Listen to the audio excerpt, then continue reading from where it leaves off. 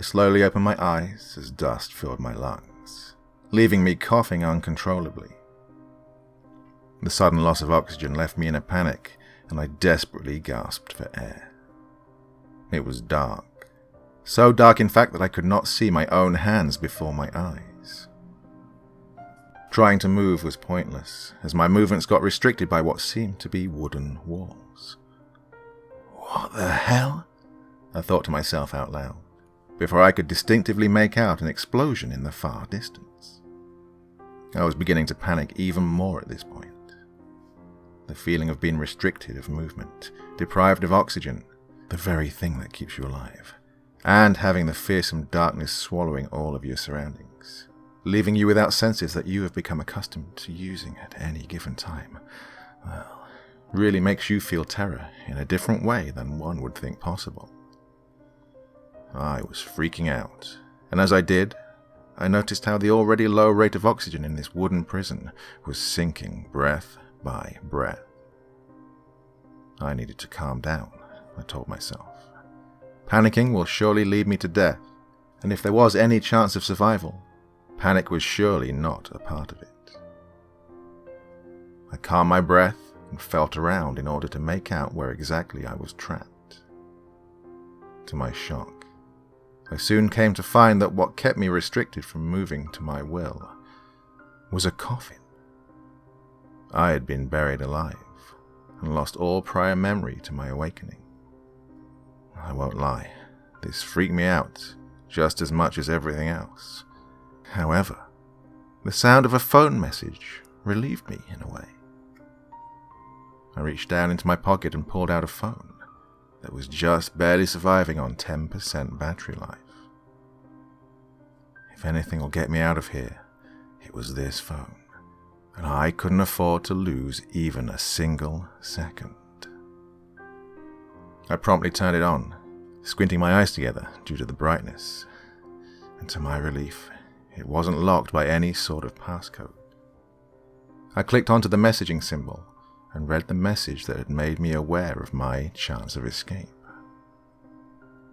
It was from someone by the name of Toby. It read, "Hey dude, where you at? I haven't heard from you since last night.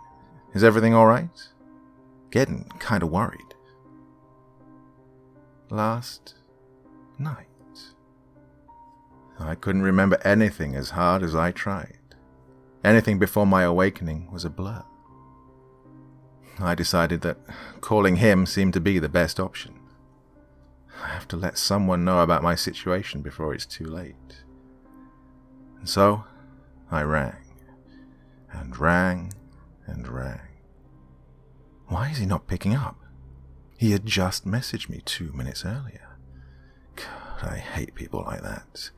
Do they just message you and then decide to throw their phones across the room? Honestly. Well, nevertheless, I went back to the home screen, as what had to be mud came gently falling down onto my face from above, just before the sound of yet another explosion sent its vibrations through the ground. Jeez, I'm trying to fucking survive over here. Mind your damn business. Chuckling at my still remaining sense of humor, I coughed yet again and resumed back to searching through the contacts. Nothing. Not a single contact but Toby was on this phone, and that genuinely annoyed me. The one chance of me getting out was busy throwing phones around. Fuck it, I'm ringing 911, I thought out loud yet again.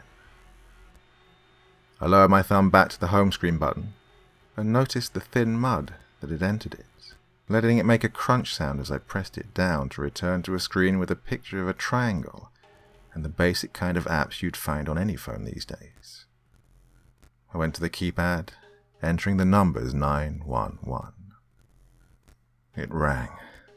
Thank God my connection had not disappeared by now, as it does in most horror stories. A man picked up and asked me what my emergency was, as was probably his script for anyone who would call. Yeah, I'm in a bit of a... Another explosion cut me off. I started to hear voices at this point. They were surely not coming from the other end of the line. I could tell that much. Yet again, I began explaining my situation. I think I've been buried alive. I don't know where I am. Can you please trace my phone and find me? Just get me out of here, please." No response. Had I lost connection? I moved my phone away from my ear for just a second and glanced to the top left corner. No, I hadn't. The connection was still there, and the phone call was still ongoing. Did he not hear me? But in that situation, shouldn't they call out for the caller? I placed the phone back against my ear and asked, "Hello? Can you hear me?" A couple minutes passed, and I was ready to give up and find another route of escape, as the man on the other end replied. He was simply breathing into the microphone. A raspy, deep kind of breathing that honestly creeped me out. The phone eventually did up losing signal, and the call cut off. What the fuck? Did he just leave me to die without an attempt to help me? This is fucking ridiculous, and now the connection is gone as well. Just as panic was about to choke the air out of me again, the voices I heard before became louder. They called out my name, and my heart started beating uncontrollably in relief when I saw the opening of the coffin beginning to be lifted off, as light came shining inside with every inch. The voices must have been coming from above me, instead of in my head, as I'd assumed earlier. The incredible feeling of joy overcame me, and I was attempting to reach towards the opening. I opened my eyes once again. Darkness! My mind was running wild as I realized it was playing tricks on me. It must have been the loss of oxygen that had finally started messing with me, making me hallucinate. Or so I thought, until I heard the familiar sound of a message popping up on the phone that had just moments before been in my hand. However, was now back in the pocket where it was when I first opened my eyes. It was Toby. "Hey dude, where you at? I haven't heard from you since last night. Is everything alright? Getting kinda worried."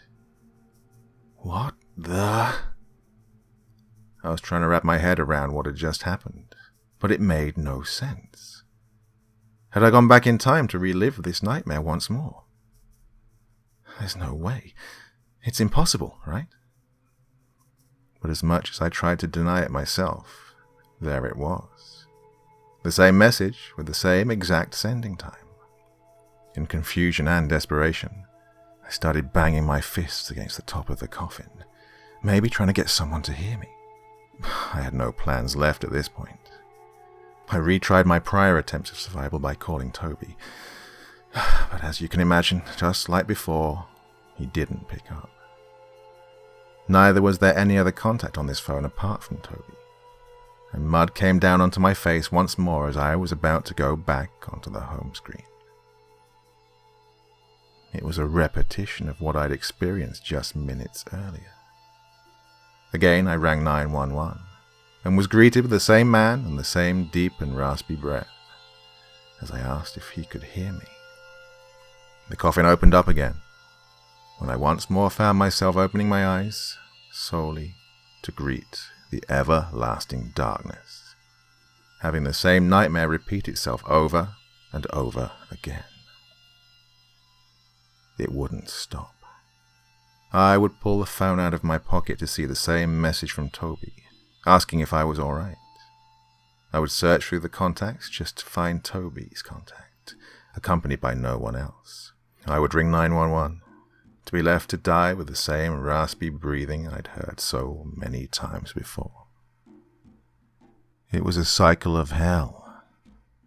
I was stuck in some sort of time loop that would make me relive the same horrid 20 minutes of my life, over and over and over.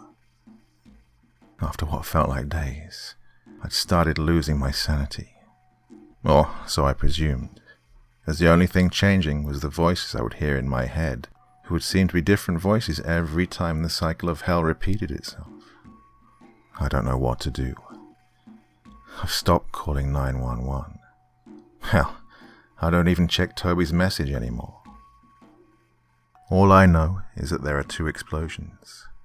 The occasional sound of my phone informing me that I have a new message, and every time the coffin opens, I'm greeted with the same darkness that will be with me forever, torturing me into eternity.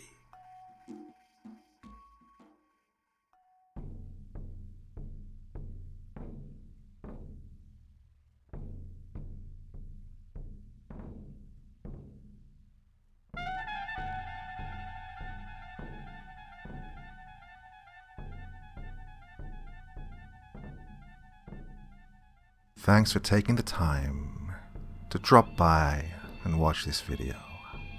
You know what would make me a happy doctor? Hitting that like button, leaving a comment, and subscribing to my channel. Go on, I've got plenty more stories to tell you.